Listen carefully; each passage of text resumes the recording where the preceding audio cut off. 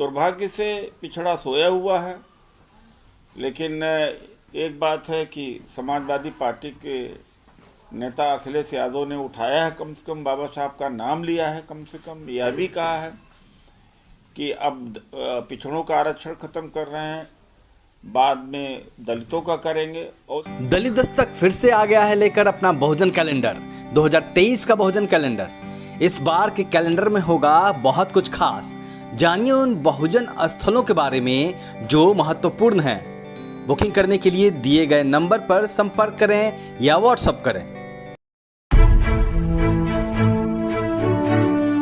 जैसा कि जो गरीब सवर्णों का जब फैसला आया तो मैंने कहा कि सुप्रीम कोर्ट के जजेस जातिवादी हैं, तो परसों के फैसले में वह बात फिर से स्थापित हो गई और ओबीसी का आरक्षण खत्म किया इन्होंने। जो ट्रिपल टेस्ट की शर्तें हैं, किस आधार पर वो शर्तें सुप्रीम कोर्ट जज ने लगाई, वो असंवैधानिक है। और जब एक तरफ तो पिछड़ों का जनगणना नहीं करने देते तो डाटा कहाँ से निकल के आएगा, उनका आर्थिक सामाजिक उनकी संख्या नहीं निकल के आएगी। तो ये तो कह सकते हैं कि बिना आधार के इस शर्त को लगाया। दूसरा, 50% की सीमा लांघनी नहीं चाहिए। हाल में सुप्रीम कोर्ट का जजमेंट गरीब सवर्णों के मामले में 50% की सीमा को तोड़ दिया है, तब क्यों लागू कर रहे हैं लोग? तो यह जो शर्तें लगाई है ट्रिपल टेस्ट में, वो शर्तें ही गलत है।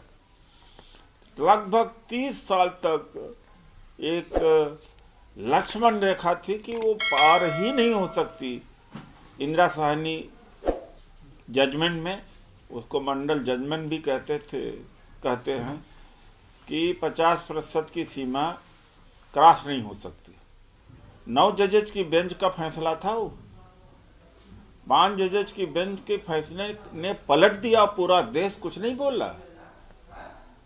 बड़ी पीठ का फैसला छोटी पीठ पलट नहीं सकती, लेकिन चूंकि गरीब सवर्णों को आरक्षण देना था, इसलिए कोई सुगबुगाहट नहीं हुई।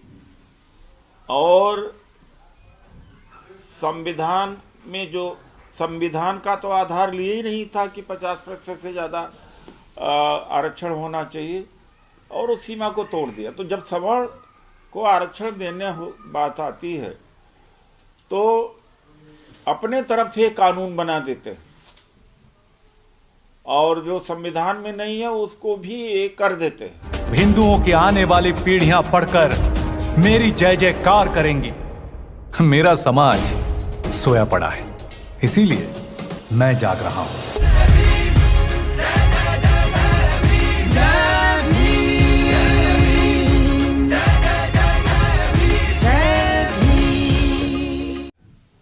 अब जब दलितों को, पिछड़ों को आरक्षण देने की बात आती है तो कारण खोजते रहते हैं अड़ंगा लगाने का।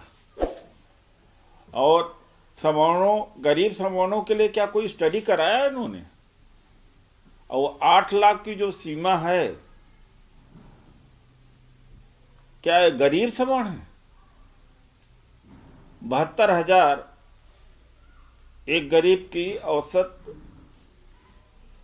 सालाना उसकी इनकम है, तो 8 लाख वाला जो गरीब सवर्ण गरीब है वो। इसमें बीजेपी की सरकार की चाल है। अब आयोग बना रहे हैं। क्यों आयोग अब बना रहे हैं? आयोग पहले बना देते आप।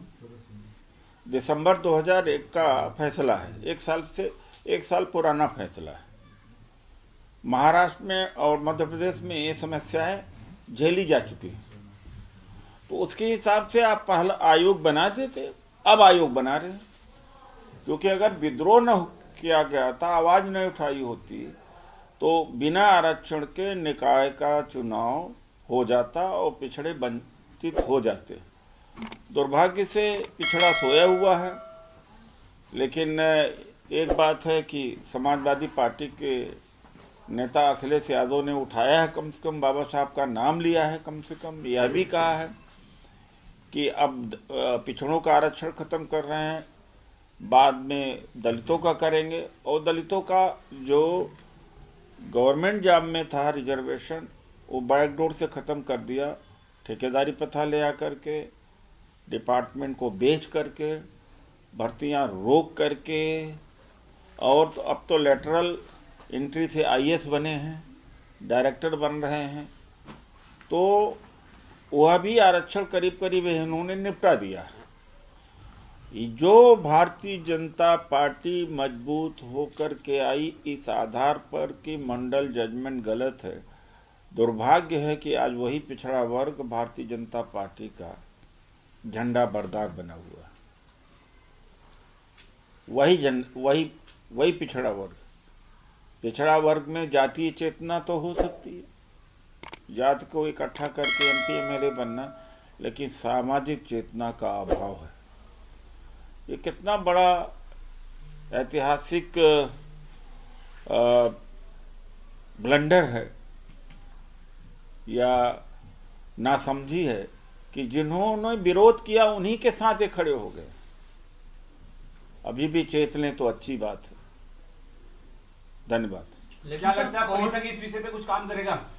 जरूर काम करेगा। हमने ही इसके ऊपर काम किया, 5 आरक्षण विरोधी आदेशों को वापिस कराया, फिर आपको लोकपाल बिल में आरक्षण कराया, निजी क्षेत्र में आरक्षण की मांग किया, संसद में जब था तो बिल भी पेश किया मैंने, और हम तो लड़ाई लड़ी रहे ना। अगर यह बीमारी आई कहाँ से, अतिरिक्त अगर इंफॉर्मेशन आपको चाहिए तो नागराज से बीमारी आई। 85वां संवैधानिक संशोधन 2001 में कराया, और कर्नाटक के गौड़ा बिरादरी के इंजीनियर, ज़्यादातर गौड़ा के ही लोग, उन्होंने हाई कोर्ट में चुनौती दे दी थी 85th अमेंडमेंट। चूँकि कॉन्स्टिट्यूशनल अमेंडमेंट था तो सुनवाई वहाँ हो नहीं सकती, तो सुप्रीम कोर्ट में मामला आया। मुझे पता लगा उस समय के कानून मंत्री हंसराज भारद्वाज, सामाजिक मंत्री मीरा कुमार, डीओपीटी मिनिस्टर सुरेश पचौरी थे, मिला और निजी वकील करवाया सरकार से, और फिर भी 11 दिन बैठ करके किया, तब जाके 85th अमेंडमेंट बच गया। लेकिन उसने शर्तें लगा दी, अगर मगर कर दिया कि प्रतिनिधित्व की कमी हो तब पदोन्नति में आरक्षण दिया जाए, दक्षता यानी रिजर्वेशन से कोई प्रतिकूल असर तो नहीं पड़ रहा है, और तीसरा पिछड़ापन की जांच हो। अरे भाई शुरू का पिछड़ा है ही है, उस समय भी वही बीमारी यहाँ आई, वहां भी 3 शर्तें थे, 3 राइडर्स थे, यही 3 शर्तें आई। वो लड़ाई केवल हम लोगों ने लड़ी, परिसंघ में लड़ी, परिसंघ के अलावा किसी ने नहीं वो लड़ाई लड़ी थी। तो योगी आदित्यनाथ जब घिर गए कल, तब जल्दी में उन्होंने वो बनाया, आयोग बनाया। पहले बना देते जब दिसंबर 2001 का फैसला था ट्रिपल टेस्ट का, कंडीशन का। तो इनकी नीयत अब भी पिछड़ा नहीं जागा। आप लोग तो जगाने के जगा रहे हैं, नहीं जागा तो दुर्भाग्य। सर ओबीसी में बहुत बड़े बड़े नेता हैं, बहुत बड़े लीडर हैं, लेकिन ये उदित राज ने ही ये मसला क्यों उठाया है? क्योंकि जब दलित पढ़ता है तो ओबीसी आगे नहीं आता है सर, और जब ओबीसी पढ़ रहा है तो दलित सबसे आगे आ रहा है। मंडल कमीशन की लड़ाई काशीराम जी ने लड़ी थी जी। हमारा इतिहास ही है कि दलित है वो आदिवासियों के लिए लड़ता है और बैकवर्ड के लिए लड़ता है। हम लोग बाबा साहब के सिपाही हैं, हमें सामाजिक चेतना है, चेतना के तहत लड़ते हैं, ये लोग नहीं लड़ते हैं। दुर्भाग्य की बात है। लेकिन सर कोर्ट कह रहा है ट्रिपल टैक्स के लिए समय नहीं है, इस वजह से चुनाव कराने जरूरी है, समय निकल रहा है चुनाव का। कोई जरूरी नहीं, सुप्रीम कोर्ट में चले जाए, गए टाइम ले लें। वैसे ट्रिपल टेस्ट जब सुप्रीम कोर्ट का जजमेंट अयप्पा मंदिर के बारे में आया था, सबरी कहते हैं शायद, मंदिर में आया था कि सरकार ने कहाँ माना था। सरकार ने खुद विरोध किया था। देश के गृह मंत्री ने कहा था कि ऐसा जजमेंट नहीं देना चाहिए। तो योगी सरकार तो अभी विरोध कर रही है ना सर? नहीं, जजमेंट का विरोध किया था।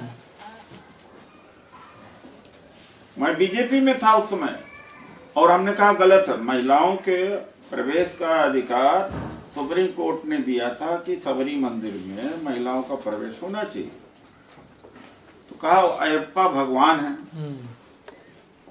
वो सेलिब्रेट हैं, ब्रह्मचर्य हैं, महिलाएं नहीं जा सकती। तो बीजेपी ने विरोध किया था वो जजमेंट का, तो इस जजमेंट को भी नहीं माने। जो परसों जजमेंट आया है, बाध्यता नहीं कह दीजिए कि ऐसा जजमेंट नहीं देना चाहिए जो लागू करना असंभव हो। यही शब्द थे गृह मंत्री अमित शाह के कि ऐसा जजमेंट नहीं देना चाहिए। केशव प्रसाद मौर्य कह तो रहे हैं कि आखिर तक लड़ा जाएगा। तो खराब करके लड़ा जाएगा, पहले क्यों नहीं लगे? मूर्ख बना रहे, पहले आयोग बना करके रिपोर्ट ले लेते। और एक बात है, बड़ी दर्दनाक बात है, 4 जनवरी 2011 को लखनऊ हाई कोर्ट ने एक जजमेंट दिया था नागराज का, अदम पैरवी में, जो एक कमेटी बना करके रिपोर्ट लेना और फिर पदोन्नति में आरक्षण चालू करने का काम बहन जी की सरकार ने नहीं किया था और पेश भी नहीं हुए थे। उसी तरीके उस समय बल्कि बिहार की सरकार और राजस्थान की सरकार कर गई थी, जो गैर दलित सरकार थी, और उसका प्रतिकूल असर ये पड़ा कि लाखों लोगों का डिमोशन उत्तर प्रदेश में हुआ था। तो ये जो सरकार अब कर रही है, योगी सरकार, क्या सहानुभूति लेने के लिए कर रही है सब कुछ? दबाव में आके सहानुभूति, उन्होंने सोचा होगा कि इतना प्रतिक्रिया नहीं होगा, चुपके से चल जाएगा का।